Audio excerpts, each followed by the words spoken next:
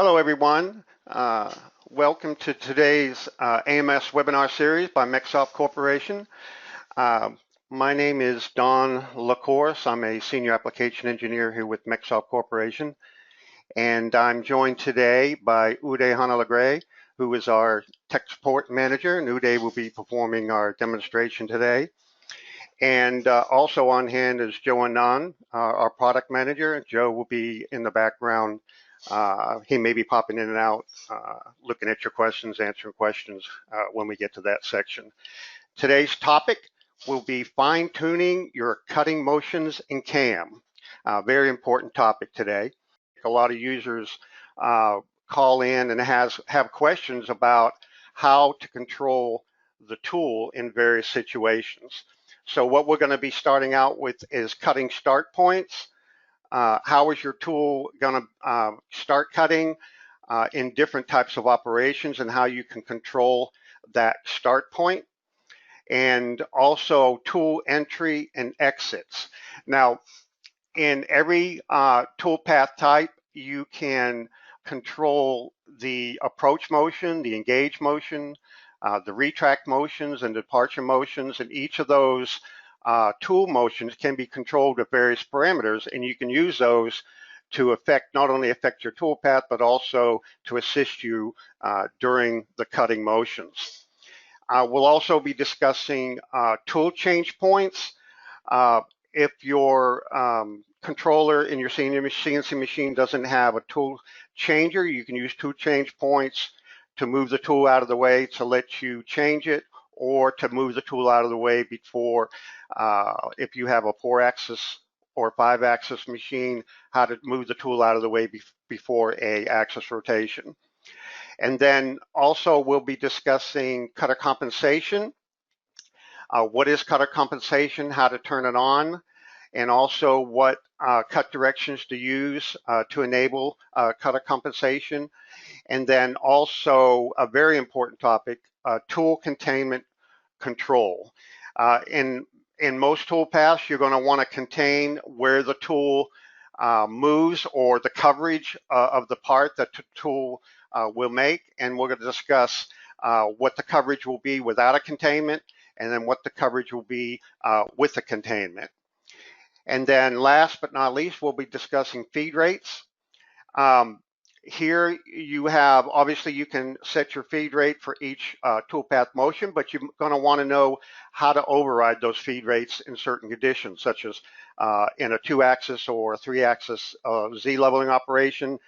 You may want to control it as the tool plunges between levels. You may want to control it on the first XY pass of a tool path, things of that nature. So we're going to be discussing that as well. Next slide, Uday. Okay, so we're going to get right into it, and Uday is going to cover all of these topics in detail. Remember, if you've got any questions, do type them into the questions panel, and we're going to reserve the last 10 minutes specifically to cover your questions. Okay, Uday, take it away.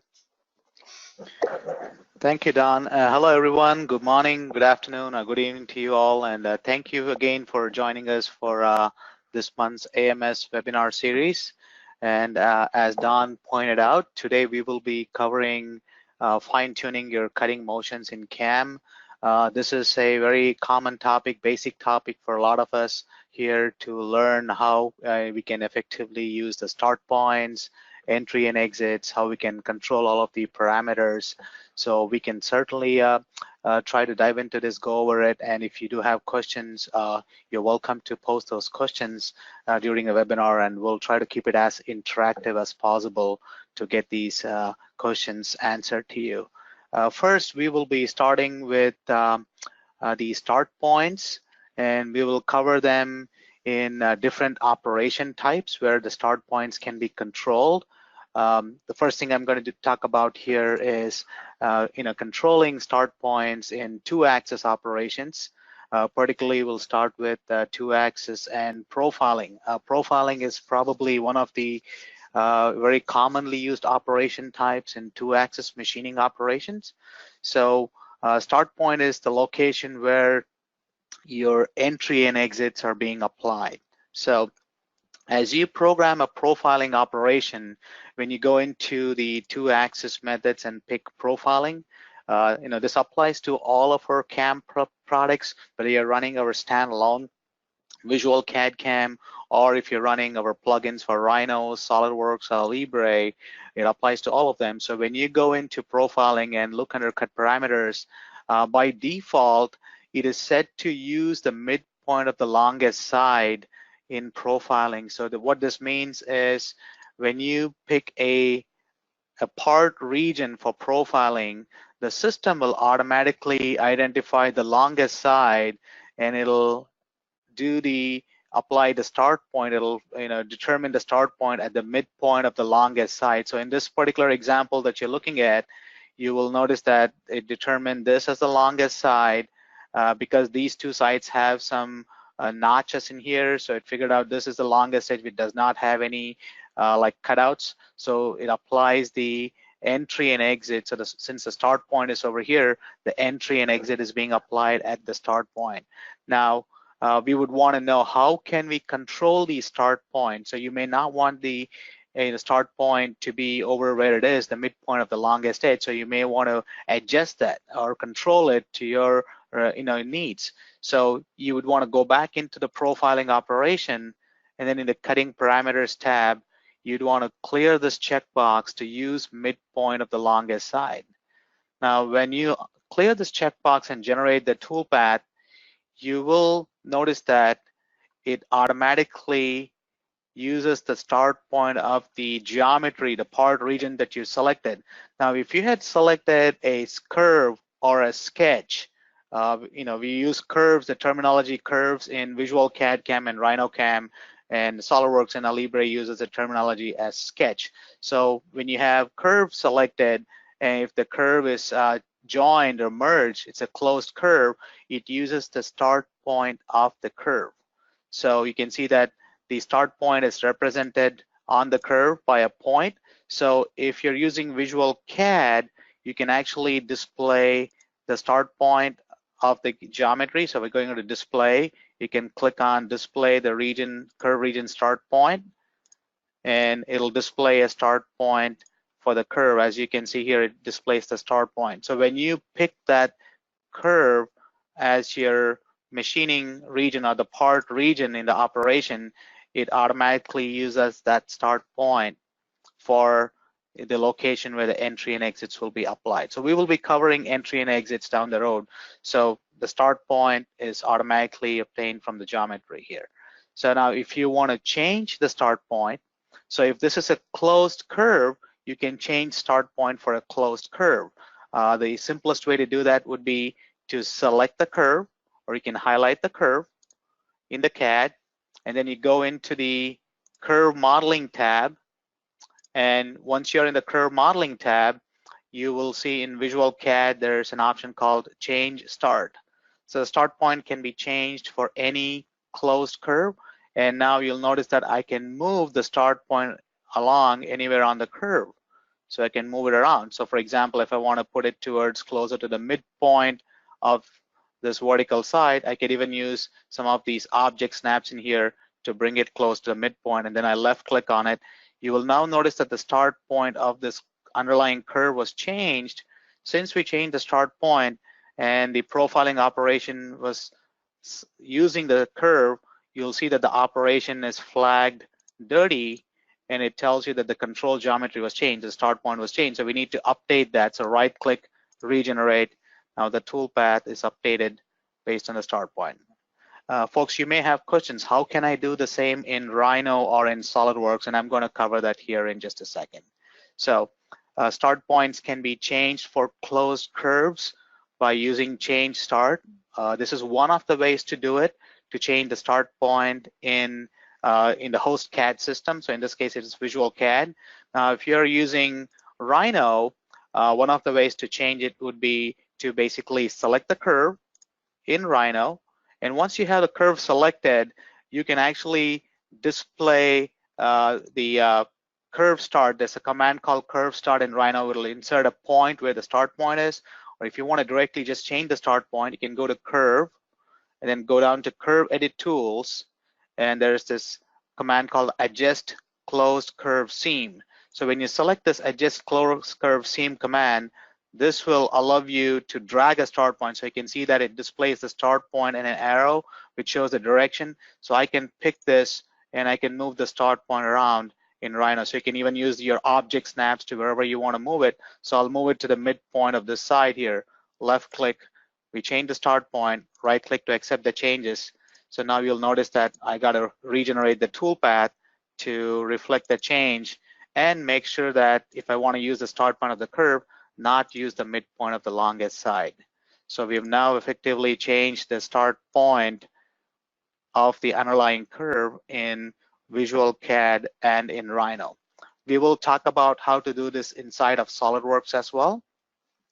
So one of the ways we would have to do it in SolidWorks is, since SolidWorks does not have the ability to move the start point around in the CAD system itself, we will have to use what is called predefined region. Now, if you go into SolidWorks, you pick your sketch geometry as your drive geometry for your toolpath and you generate your toolpath, you will notice that it uses the start point where the sketch began. However, you don't have a command similar to Rhino or Visual CAD to just drag the start point around in the CAD system itself.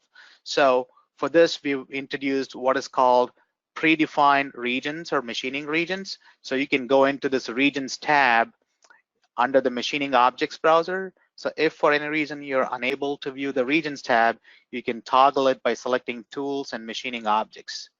So you can go into the regions tab and you can define them as a curve region or a surface edge or flat area. So we've covered the regions in a different webinar, so you can go back and review it. But today we'll be just focusing on the start point, how we can effectively change the start point. So I'm going to first create a machining region from the sketch or the surface edge. I'm going to click on select curves, and with the selection manager open here, I'm going to right click and do either a select chain if it's a sketch, or you can do a right click select loop or select tangency. So now you have a sketch selected in here. So you will notice that it creates a predefined region, and you can see it highlights in green once the region is created.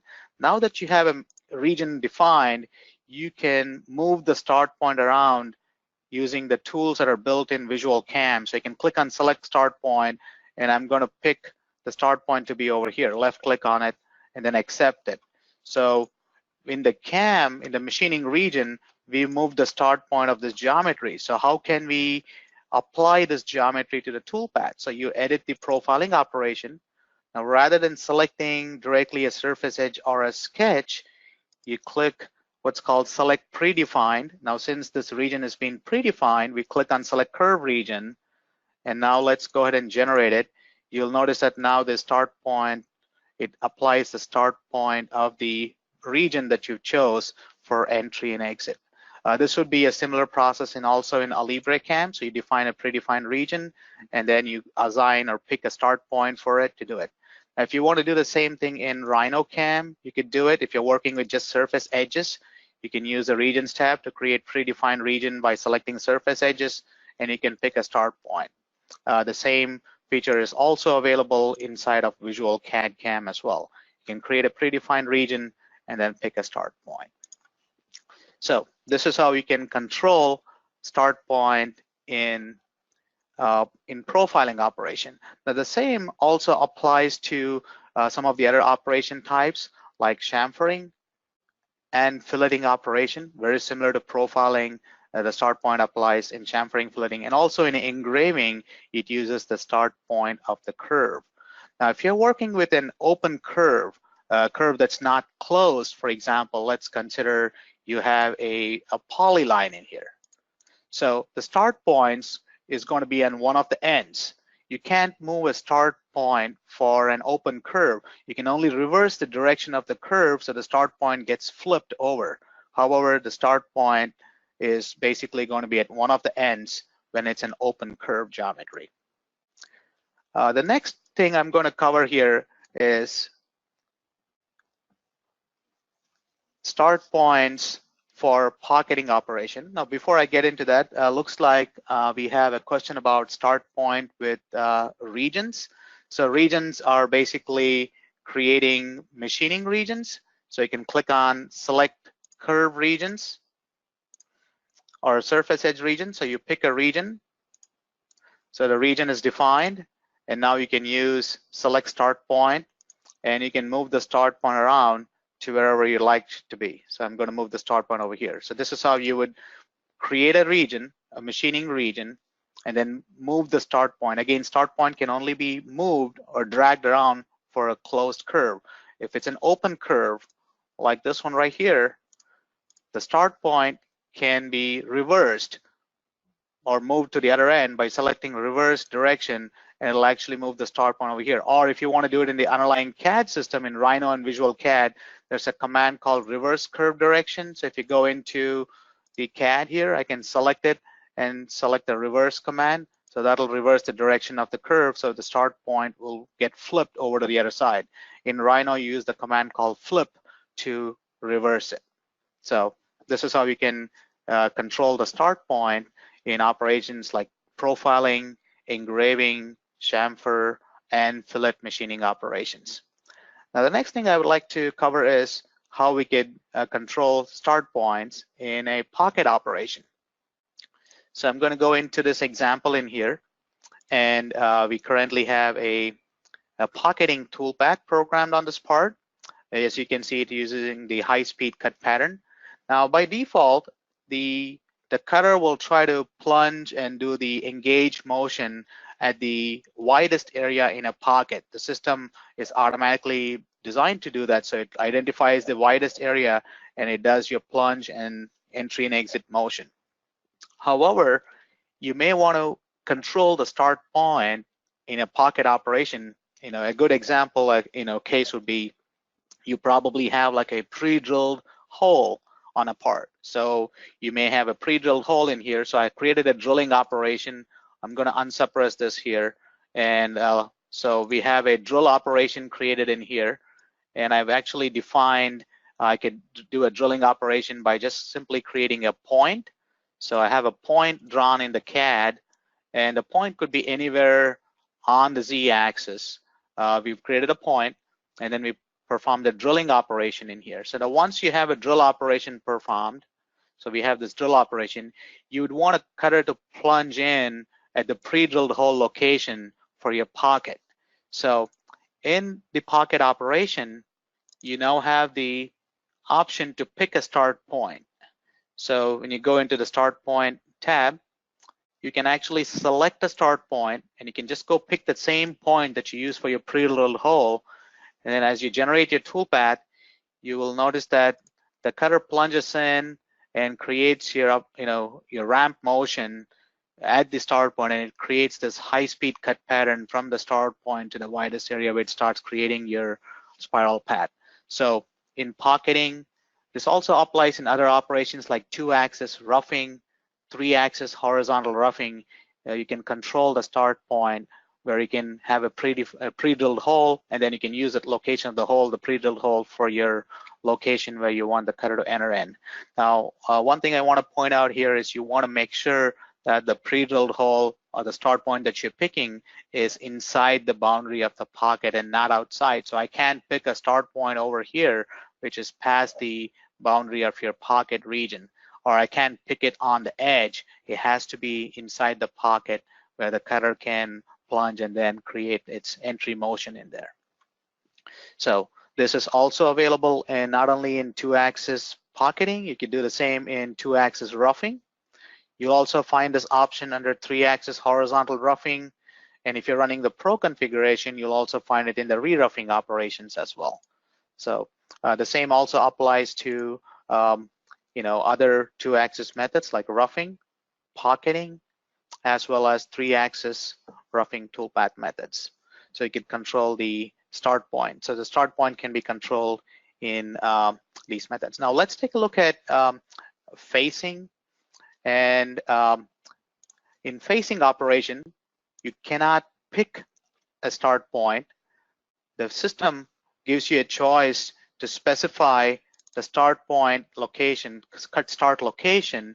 You can set it to at bottom. So when you set at bottom, and depending on the direction of your cut, so if the angle of cut or the direction of cut is 0, the tool path traverses along X, and since in this case we've chosen the cut direction to be mixed, so it's going to, the start point when the angle of cut is 0 is going to be closer towards you or towards the bottom of the part, and it will work its way towards away from you. So that's what the start point at bottom refers to in facing operations. You will notice that the cutter will basically use this location. It could be this or this location for the start point. Now, if you wanted the start point to be over on the other side, you want to start at the top and work its way down towards the bottom, there's a couple of ways you could do it.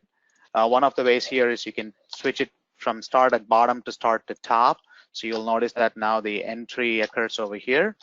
Or you can leave it at start at bottom and then change the angle of cut. Instead of 0, you can use 180 and then pick generate. So that's how you can change the start location. Now, if you change this to a 90 degrees, the cut pattern cut direction will be parallel to the y-axis, and you'll notice that the start point is over here on the right side. So you can control the start points when you're using the lace cut patterns or linear cut patterns in several operations, not just facing. In other operations too, you can control the start point. Folks, this gives you a brief summary overview of how to control start points in profiling, pocketing, and also we talked about facing operation. Please feel free to post your questions in the questions panel, and we'll try to get those questions answered for you. The next thing I'm going to start covering here is entry and exits in 2-axis operations, and we'll also talk about 3-axis operations. So the first thing I'm going to start with is profiling in 2-axis operation. So I'll switch back to the example we started earlier here, and we'll take a look at the entry and exit parameters. Now, as mentioned earlier, the entry and exit in a profiling operation will occur where your start point is. And as you go into your entry and exit tab, you have detailed control over your entry and exit. Now, if you just want the cutter to just plunge and begin your cuts, you can set your entry motion to none and the exit motion to none. And then when you generate it, the tool would just plunge down in the Z to your first cut level, performs your cut motion, and then plunges down to the next cut level, as you notice it here, and it performs the cut motion. Now you can actually go into your toolpath editor or the toolpath viewer, and you can actually see each of these as markers right here. It shows your first motion is your clearance.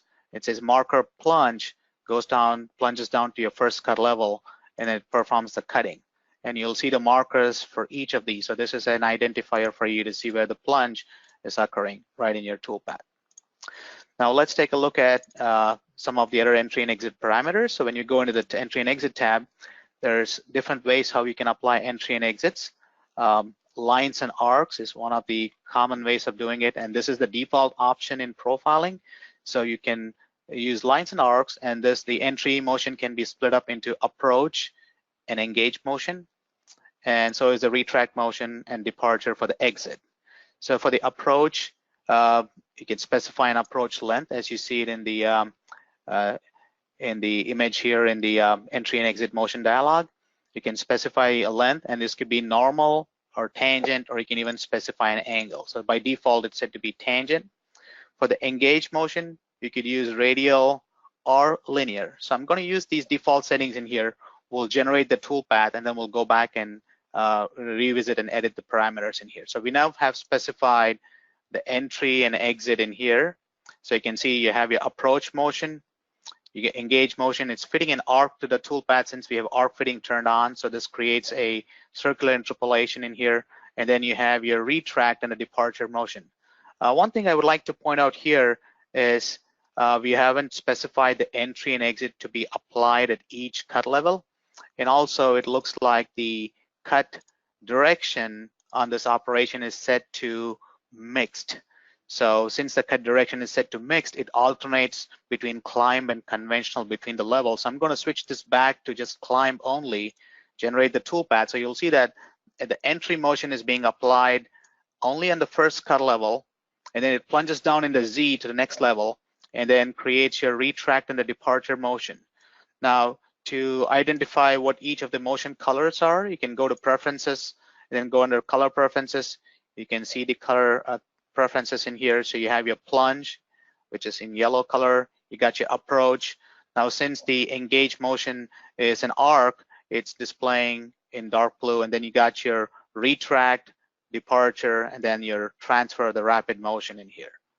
Now, let's go back and apply the entry and exit for each level. So you have this checkbox down at the bottom where you can select apply entry exit for each cut level. And when you pick generate, you'll notice that the entry and exit is applied at each cut level. So there's no plunge motion occurring between levels on the cut path. So it basically does your approach, engage, your cutting, retract, departure, then does your transfer down to the next cut levels outside of your material. So this is applying entry and exit at each cut level. Let's go back and take a look at the other options in entry and exit. So as you go into engage motion, you can change from radial to linear, and you can specify a linear distance as length and then give it an angle. You can do the same thing for the retract motion as well, and then generate it. So you'll now notice that the entry and exit types have been changed from radial to linear. So the angle over here, what we specified is at 20 degrees. If you want to change that, you just go into your parameters, the entry and exit tab. I can change this from 20 to 45, and you'll see the changes are being reflected. So you can adjust your entry and exit parameters. Now, typically, you may want to use these linear option when you're doing cutter compensation, which we'll be talking about it during the later half of the webinar here. Now, there's also one additional option that we've introduced is a ramp height in addition to your lines and arcs and entry and exit. So you'll notice that there's an option to specify an engage ramp height and also a retract ramp height. Now, the advantage of this is you can ramp in as you're entering, but not ramp along the path of the curve. So if you use the along path ramp entry, it's going to ramp along the path, the path along the edge of the part that you're cutting. But if you wanted to ramp off the part, then you can specify a ramp height in here. So in this example, I'm going to put in a ramp height of 1/4 inch. I'll just put it on the entry so you can see the difference between one with the ramp height and without a ramp height on the exit motion. I'll pick generate here. So you'll now notice that a ramp motion is applied after the approach motion. So it's ramping in. So you can see there's not only just an XY, it's also a Z axis move. So it ramps in as you're entering into the material, and you can change the ramp, in addition to the ramp height, you can also control the angle in here. So I could keep the tool slightly off the edge of the part, but still ramp in on entry. So this will help you if you're working with materials like where it's going to be chipping involved, so it'll avoid chipping of your material. If you're cutting wood, for example, it's going to avoid chipping as you're not ramping in on the edge of the part or along the path, you're ramping in off the edge. So that'll help you with that as well. So you can do the same thing for your exit motion as well. So you can go into the parameters and go into entry and exit, and you can specify a ramp height. Now, if you're doing a cutter compensation, you would not want to do a ramp height. You would want to basically just leave this at 0 and not specify a ramp height with the cutter compensation. So you can adjust your ramp height. So this is how you can control your lines and arcs type of entry and exit in profiling. The next thing I would want to cover here in the entry and exit is the along path ramp. So as you select along path, you'll notice that the approach, engage, and motions are grayed out in here. So you can specify the along path ramp angle and along path ramp height. So I'm going to put in a height of 1/4 inch, which would be about equal, slightly larger than my first cut depth, or I can reduce it to like 150 thousandths and then generate. So this is actually going to ramp along the path of the tool path itself. As you can see here, it's ramping along the path versus ramping it off the edge. So you can use the along path ramp on your exit motion, and you can control this, the ramp angle and the height in your profiling operation in here. Along path, you can control the angle and the height. Now, you might have a question, can I ramp all the way across the entire profile on the part? Yes, you can. And if you specify the ramp angle, I can put in a small angle in here and give it a height. When you generate it, you will notice that it creates a ramp all the way around, and you can use even a smaller angle in here to make it as small as you want to go. I can say 0.25 along path angle. So it creates a ramp motion in here. You can see it starts to ramp. So you can even set the angle smaller, so it basically covers the entire profile for your along path ramp. So you can adjust your entry and exit and fine tune these settings to your machining needs. And this can also be applied for each cut level. So if you're doing it in multiple levels, the same entry and exit parameters that you specify will be applied to each level. Now, while we're on the topic of profiling, I would also want to talk about how we can do a ramp for holes. So we have the hole profiling operation. So rather than just doing a profiling and stepping down for each cut level, you can go into the hole profiling operation. This would be under 2-axis and hole profiling. And you have the ability and control to ramp. So you can specify your ramp by specifying the parameters for your helix pitch, or you can control by the height or the angle for the helix pitch and generate the path. So this is going to create a continuous helical ramp, and then it creates a finished pass down at the bottom. So you can use this in hole profiling and hole pocketing operation. So when you're having to machine holes with tight clearances, hole profiling, hole pocketing, and hole profiling are a good technique to program this in here. And you can control your parameters under entry and exit. You can specify your ramp height. You can specify the helix either as a pitch or angle. And on several controllers, you can output helical interpolations as GO2s and GO3s. So for those, you may have to output a full 360 helixes because they may not be able to handle partial helixes, and each helix can be output as a separate line of helical interpolation code, and this can be configured in the post. So you can have these two options checked, and as you generate it here, you'll see that it creates a helical interpolation for your entry ramp motion, and each helix will be output as a separate line of GO2 or GO3 as opposed to a bunch of linear motion in here. So you can control the entry and exit to have a helical ramp in hole pocketing, and also you can do the same thing in hole profiling as well. So we covered the entry and exits in profiling. Now this also applies to, it's very similar to other methods like facing, very similar to profiling, and also in chamfer and fillet machining, the entry and exit parameters are identical as you go into these tabs. So I'm not going to go over and repeat the same, but as you can see, the parameters are identical in profiling, chamfering, fillet machining. Now, the next thing I'm going to talk about is the entry and exit parameters on a pocket operation. So I'm going to go into this example in here where we'll talk about the entry and exits in pocketing. So as you go into your pocketing operation and go to the entry and exit tab, you have approach and engage motion. So typically you would want to plunge the cutter in, you want to gradually ramp in. So by default, it would be set to a path for ramp. So it'll be ramping along the path of the tool path that's generated here. And you will also be able to control your path angle, the height. Now, I would recommend setting the height for the path ramp equal to your depth per cut. So if your depth per cut is going to be like 0.35, I would put in 0.35 or slightly higher than that. So I'll put in 0.36, and you will notice that it creates this ramp in here. So once the cutter plunges down to the approach level, it's going to ramp all the way through to this area in here. So since the path in here is a spiral motion, you're seeing that the ramp motion here, even though we selected path, it is the path of this tool path in here. So if I switch the cut pattern from offset to high speed, which is what we currently have, to offset, you will notice that it's doing a path ramp in here.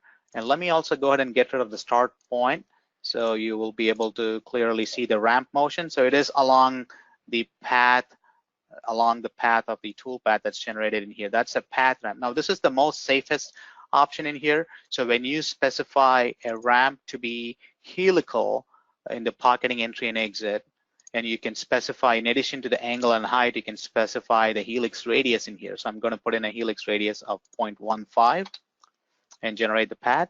So it'll switch from a path to a helix. Now, if for any reason the ramp is going to result in a gouge on the part, it can't apply a helical motion for the ramp, it'll automatically default to a path ramp on pocketing operations. And also it's true in operations like roughing as well when you're working inside a cavity.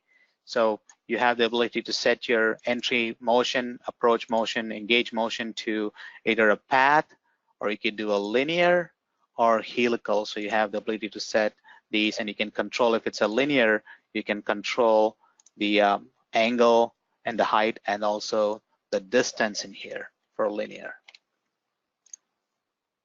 So that's a linear engage. You have the path and the helical. Now we could also control the exit motion, and in the exit motion by default, it's set to not retract along the finished edge. So you can see it retracts out at an angle, and you can control the angle as well as the length and the height under retract motion and departure motion. Now you could again apply this to each of these cut levels in pocket operation, very similar to how we noticed in profiling. So the ramp motion, if you're doing multiple cut levels, you can apply them for each of these cut levels in here. I can split them into 2 or more cut levels, and this can be applied to each of your cut levels as you notice it. Now I'm going to show you an example where the helical ramp, there wouldn't be any room to apply a helical ramp, and how it'll switch automatically or default over to a path ramp. So in this particular pocket example in here, I'm going to go into the entry and exit parameters, and I'll change from path to helix. I'll give it a helix radius in here. I'll put in a radius of 100 thousandths, generate the toolpath, and you can see now we have a helix in here. Now let's go ahead and change the radius. I'll make the radius larger. I'll make it 0.25, and you'll notice that since it's too large to apply a helical engage motion, it automatically defaults to a path ramp, so it doesn't gouge the part. So the system automatically takes care of that. So only when it can apply a helical motion, it's going to use that. Otherwise, it'll automatically default back to a path ramp. So it's built to automatically handle that. So if you change this to a smaller radius, you'll see there is a helical ramp being applied. Now the same also applies in a slotting operation in here. The ramp motions are very similar to what you noticed in a pocket operation. So you have a similar set of controls for approach, engage, retract, and departure motion. Folks, if you do have any questions on the entry and exit, please feel free to post those questions in the questions panel. The next thing I'm going to cover here is the entry and exits in 3-axis operations like horizontal roughing operation and how they're being applied, before we take a look at some of the other options in here. So to go over that, I'm going to go ahead and bring in an example for a 3-axis part, and talk about the entry and exits.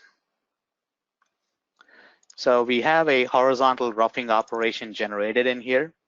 And as you go into the entry and exit tab, you will notice that there's 2 types of engage motions in here. One is engage and retract in material. So this is where when you have like cavities on a part. So it'll use a ramp motion, very similar to how we noticed in the pocketing operation. And then we have engage and retract in air when you have core features, so the cutter can enter from the outside. So in this particular example, you will see that the engage and retract in material is set to a ramp motion, And for engage and retract, it's set to have a linear extension of 0.275. So as we take a look at the toolpath, I'm going to step it in levels. You can see that the areas in here are treated as core regions, and you can see the cutter is inserting the engage and retract in air. So where the cutter is starting from outside of the stock material towards, and as it creates a toolpath, as it works its way towards the part.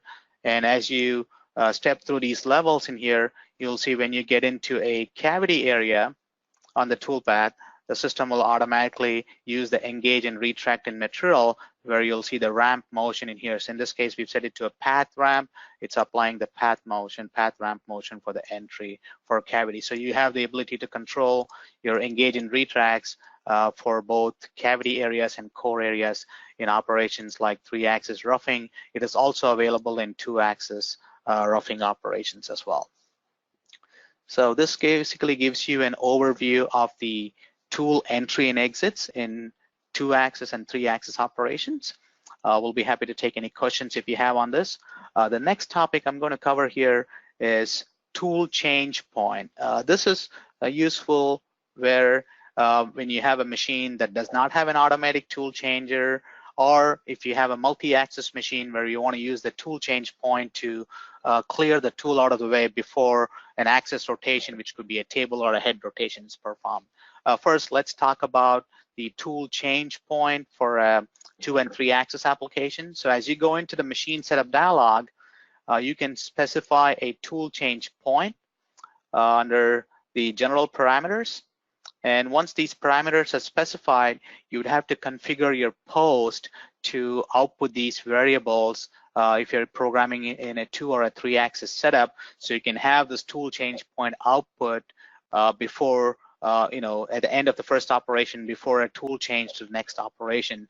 And you can specify just a Z value, or you can do a combination of Z and then X and Y, and you can choose to output the Z first and then X and Y, however you want to do it. This can be configured in the post, and we have variables to output that in the post processor. So I'm not going to go ahead and get into details in the post processor, but I'll quickly show you where you can find those variables, and you can insert them under the tool change macro. You can just right click in your tool change macro, and you'll find variables for tool change point Z, tool change point X, and tool change point Y, and you can insert them and configure to the post. Now, if it's a multi-axis setup, considering that you're doing a index 4-axis or an index 5-axis operation in here, when you set the number of axes to 4, you can specify a tool change point. And as long as the tool change point is not set to 0, 0, 0, the system will output a move to a tool change point, a specified tool change point, before a table rotation is performed. And this is set by default to output this point when it's non-zero. And if you go into 4-axis and options, you will notice that there is this checkbox that says always retract tool to tool change point before each table rotation. So this is selected by default, and as long as the tool change point values are not zeros, it'll output this information in your posted code. So you don't have to add any additional variables or macros into the post. It'll automatically output this. So before performing an axis rotation or a table rotation, it'll move the tool to the safe location and then perform the rotation for you. The next thing I'm going to cover here is cutter compensation in 2-axis operations. Now, the cutter compensation is quite commonly used in 2-axis, and it can be set in the global parameters and the cut parameters. As you go into your cut parameters tab, you will notice that there's an option to select compensation. Now, by default, all the toolpaths except engraving, they're all automatically compensated for your tool geometry. So if you're doing a profiling, the toolpath is automatically compensated to the left or right, depending on which side you're cutting. Now, this compensation is typically used to compensate for any kind of a tool where you want to compensate on the controller, like for example, using it's called a G41 to comp left or G42 to comp right. So you could pick either auto on or control on if you want to do this additional compensation in here. So you can toggle on the compensation. And you need to make sure that your cut direction is set to climb or conventional. You can't use mixed. It either has to be climb or conventional for the cut direction. That's something you need to make sure when you're using cutter compensation when you set it to auto on. So it's going to compensate, as it does when you set it to auto, and then it'll do a compensation for your tool. In addition to that, it's going to output your compensation for left or right, whether it's going to be a G41 or a 42. So if you want to compensate for like a tool where you put in the compensation value in the controller's tool table for what you're trying to compensate for, and then you want to make sure that you specify your cut direction in here to either climb or conventional. And then you also need to make sure that you're using an entry and exit. You can't do a long path. You need to do lines and arcs, and you can do lines for engage motion. You can do linear, or you could do radial. Typically, it's done linear. And then you want to specify set the engage ramp height to 0, and then pick generate. So now once this is done, and you need to also make sure that your post processor is configured for it. I'll show you how the cutter compensations can be easily located in your toolpath. So you can go into the toolpath viewer or toolpath editor, and you'll notice that right at the approach motion, it outputs cutter com left. So which means in this case, when the post is configured, you will see a G41 that's being output to enable compensation. And at the end of the cut, you'll notice that at the departure motion, it outputs a cutter com off. So which means it cancels it out by a G40, and then it turns it on again at the next cut level. So the cutter compensation makes sense in 2-axis operation like profiling, pocketing. In the case of a pocketing, it'll be output in the final pass, and I'm going to give you an example for that as well. Now let's go ahead and post this out here. So I'm going to pick a post processor where I have the compensation defined in the post. And as I post process the toolpath, you will see that the posted code will have your cutter compensation being output. So it has a G41 with the XY move, and then it cancels it out with a G40 right in here, and repeats the same for the next cut level for the cutter compensation. So the compensation, the value that you're trying to compensate for will need to be entered in your controller's tool table for the amount you're trying to compensate for. Now let's go into a pocketing operation in here, and we'll go in to the pocket operation cut parameters, and we'll specify the comp to be auto on. I'm going to make sure the cut direction is set to climb, and then when we generate the toolpath, we'll post it out, and you'll notice that the cutter compensation will be output on the final pass. So you will see a G41 or a G42. Let me go do a find here. As you can see, the cutter compensation is being turned on the final pass in pocketing operation. And it basically cancels it out with a G40 right in here. Now we can also see the marker in your toolpath as well. As you go down, you'll see cut com left right here. So it's being turned on just before the final path in pocketing operation. Now we can read about all of this as well in the help system. You can click on help, and if you go down to actually creating machining operations and you go down to cutting tools, you can go to tools and you go to cutter compensation. All of this is detailed out in the help system as well. And then also you need to make sure that your post is configured to output G41, G42, and then cancel the cutter compensation as well. And the cutter compensation works very similar, whether doing a profiling or chamfering or fillet machining operation, works exactly the same. The parameters, the settings are exactly the same. Folks, the one thing I forgot to mention during entry and exit earlier today was the overlap distance that we have in entry and exit. So if you go to the entry and exit tab, you'll find there's an overlap distance for close profiles. Now this allows you to go past your entry at the start location, so it doesn't leave any witness marks. If you're noticing any witness marks on your machine part due to the entry and exit being right at the same location, you can specify an overlap distance. So it basically overshoots by that amount to basically clear it out. So you can specify an overlap distance in entry and exit. And this is available in profiling facing, chamfering, other operations as well. Okay, so we talked about cutter compensation. The next thing I'm going to cover here is tool containment control and how it's handled in 2-axis, and we'll also briefly talk about 3-axis operations. Now, the tool containment control is basically the control geometries that you're selecting. Now, in the case of facing operation, it is not necessary for you to pick a region. The system will automatically take into account the stock that you define. So for example, if I go ahead and make my stock dimensions larger in here, I'll change my offsets for the stock. So now the stock is changed in here. Now in the facing operation, when I generate the tool path, the system automatically takes the stock extents into account.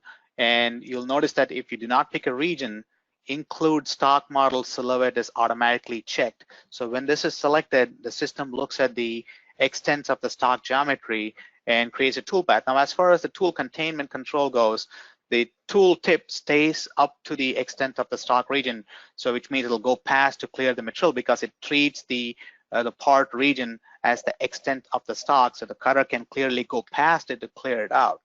Now, in the case of a pocket operation, it treats this as a part extents, which means the cutter cannot violate the boundary. So the tool will always use a 2 condition, which means the cutter will completely stay inside of your pocket boundary that you've selected as your part region for a pocket operation. Now the same in the case of a profile operation, the cutter will stay either to the left or to the right, depending on what you've set, cut outside or inside.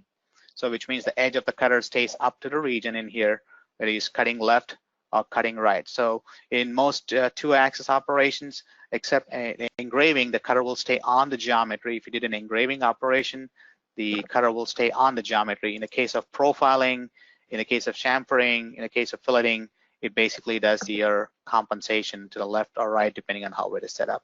In the case of hole pocketing and hole profiling, it works very similar to your pocketing operation, where the tool will stay completely, inside the part region, part boundary that you specified.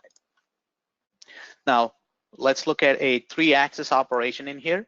Now, if you pick a region, a machining region in a 3-axis operation, the tool tip will stay up to the region that you picked or up to the region that you selected. So for example, in the case of a horizontal roughing operation, if I go ahead and select a region, so I'll just go pick these 4 edges in here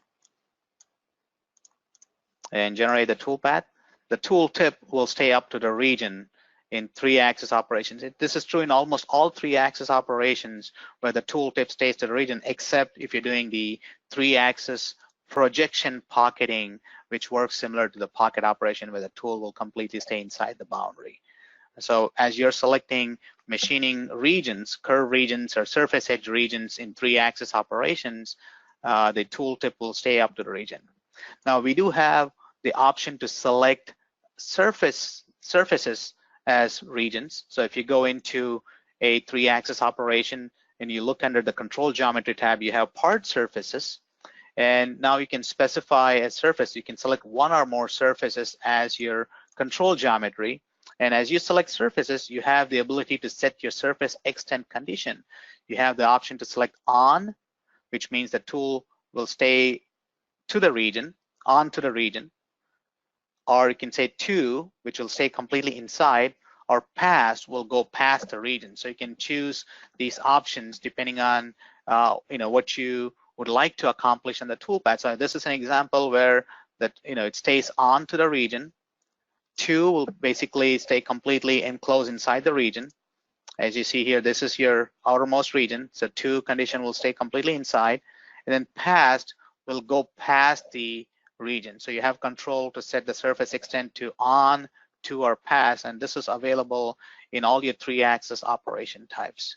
So you can use these tool containment control to set, whether you want to go past the region or stay on the region and just keep it to, which is inside the region. Last but not the least, I know we are running a little over time here today. We'll cover the feed rate override options quickly before we wrap up the webinar. Folks, if you do have any questions, please post those questions in the questions panel, and we'll try to get those answered to you. Now, the feed rates override can be set under your tool definition. As you go into your tool properties, you will notice that under the properties, under the feeds and speeds tab, next to the properties tab, you have the option to set plunge between levels. You also have the option to set the first XY pass. Now, the plunge between levels, so this is useful when you're not applying entry and exit for each cut level. You're just plunging down in the Z from the first cut level down to the next level. You can specify to reduce the feed rate to a % of your cut feed rate. So for example, if your cut feed rate is set to 40 inches per minute, I can set the plunge between levels to, let's say, 10% of that, which would be 10% of 40 would be 4 inches per minute. So I'm going to make this change in here on the tool. And in the Feeds and Speeds tab, you'll notice that it automatically updated the changes. And in the entry and exit, I am going to not apply entry and exit for each level, generate the toolpath.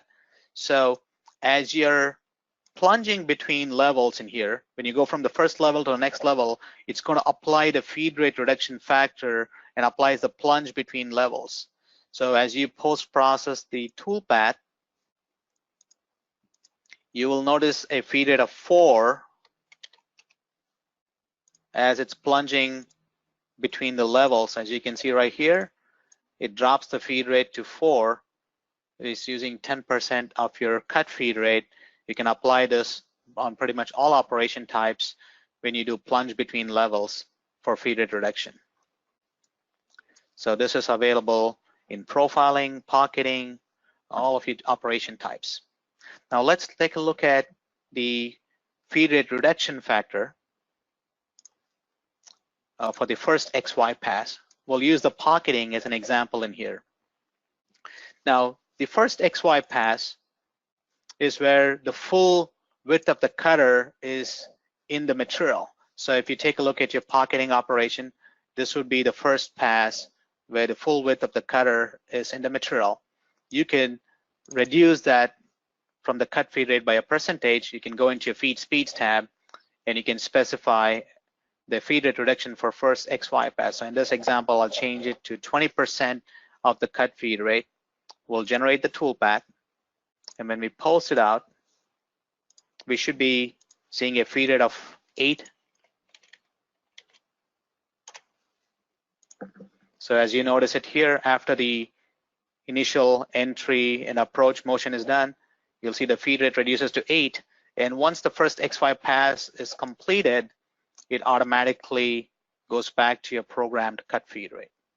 So you can apply the first XY pass in all of the operation types where you have step overs involved on the toolpath. Now, you can also use your feed rate reduction using the toolpath editor. We talked about this in one of our earlier webinars. If you're running the Pro or the Premium configuration, you have the option to use what is called feed rate optimization, and you can specify how you can reduce the feed rate around the corners, and applies to all operations that have Z levels, like for example, profiling, pocketing, facing, 3-axis horizontal roughing, 2-axis roughing. So operations that like even which involves Z level toolpath. So you can apply the feed rate reduction where you can reduce the feed rates as you approach corners. You can slow down, and then you can basically restore it back to the cut feed rate. So this is available in Pro and Premium configuration, which is part of the toolpath editor under the Global Edits tab. Folks, with this, I would like to conclude the presentation on my part and hand it back to Don. Hello, Uday. Very good presentation. I had one question about the feed rate optimization. I usually wanted to know if it can be sped up at corners as well as reduced at corners. Is that just a reduction factor, or is it can you enter over 100 and make that apply as well? Good question, Don. I can certainly verify this here, but the you can specify, this is basically if you put in a 0.5, it is 50% of the, if you put in a feed rate reduction of 0.25 here, it's 25% of the cut feed rate. I can certainly try putting in a value that's greater than 1. I could say 1.5, and then I can generate the path, and I can post-process it to check if that'll be taken care of, and we can certainly verify this and get back to the attendee. Okay, looks like we answered a lot of questions in the background. Does anyone else have any questions before we wrap up? I guess that's it, Uday. We appreciate it. And also I wanted to mention that if anyone in the webinar has any additional questions or wants to reach out to us, please feel free to give us a call. If it's a technical support question, just ask for support and we'll be glad to help you out. You can also chat with us on our website. And also you can check out our technical blog on our website. We answer a lot of questions in the Learn CAD/CAM section of our blog. So you'll find a lot of good information there. Everyone have a good day and thanks for joining us. Bye.